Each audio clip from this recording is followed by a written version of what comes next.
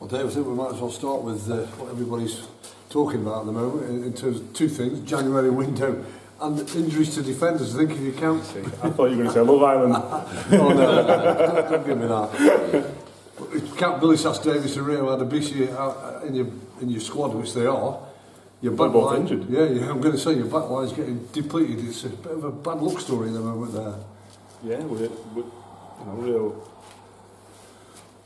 Rio's injury was crazy. Played on the Monday, rolled it on the Monday, played on fine, no complaints. Coming on the phone, about 5 o'clock Tuesday, and said my ankle's blown up, and I had a look at it, and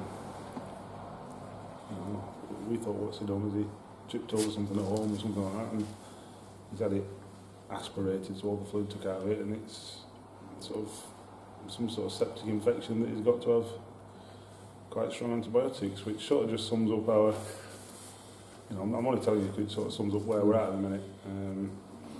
But that's what life's about, isn't it? That's what football's about. It's not uncommon. We've been there before where the squad's been stretched, and it's no different at the minute. So, there's no point moping about it.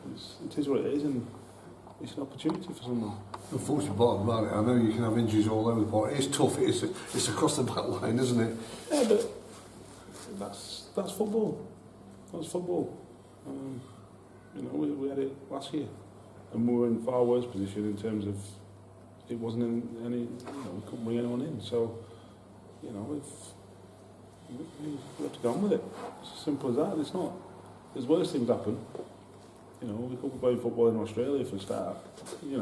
That kind of thing. Just go on, that makes you feel a little bit better. Yeah, so it should. There's far worse things happening on a daily basis than a few lads that have got a few knocks and stuff. But we're going with it. Well, a certain thing that happened at the weekend, unfortunately, was when you lost the other one. You were level at 1-1, and all of a sudden, Nicky unfortunately has to come off, and it went away from you. Just on an update on him, he's a very experienced player. Will you put it in his ball at his court now? No, he'll be fine. He'll be fine. He's had it for 3 or 4 weeks, and he just felt it got progressively worse in that game. It's not uncommon. We've been trying to give him a rest for a while, but because at 35, whatever he is, 36, play 6, 7, 8 games and have a game off, and 6, 7, 8 games and have a game off. That's what for him particularly. But we haven't been able to do that. We haven't been afforded that luxury, and these kind of niggles then do creep up on you. But he had a 20-minute break rather than a 90-minute break, so he'll be alright. We'll wheel him out. He's certainly been a big player, hasn't he? You talked about you'd like to play a few games and give him a rest, few games give him a rest, but in fact he's been very consistent in there. He has. He's a good player. All the dads army are. They're good players, and you just got to keep. They want to play every game, and I understand that. But you've got to try and keep them top of their physical status, if you like. And that's they won't tell you. They don't believe it. But I think we can see as staff that it's just dip there. Maybe it's time for him just to have a game, not a game rest, because he'll be on the bench and he needs to be ready and what have you. But it does help. It does help. But like I said, we haven't been afforded that luxury. So he'll be fine for Saturday. It's just we just need some reinforcements. I was just going to lead into that because you just mentioned the one thing that when it did happen last year, you couldn't do anything about it. You are in a position where you can do something about it. And how's that all going? Because you get the fingers pointing at you. Should have done it before the weekend. Should have done it here. Should have done it there. I suppose it's not for the lack of trying. I know it's been reported that we've delayed. Aren't we chuff? We went to watch a player last Tuesday. He got injured. We made an offer of a player last week. Another player. No.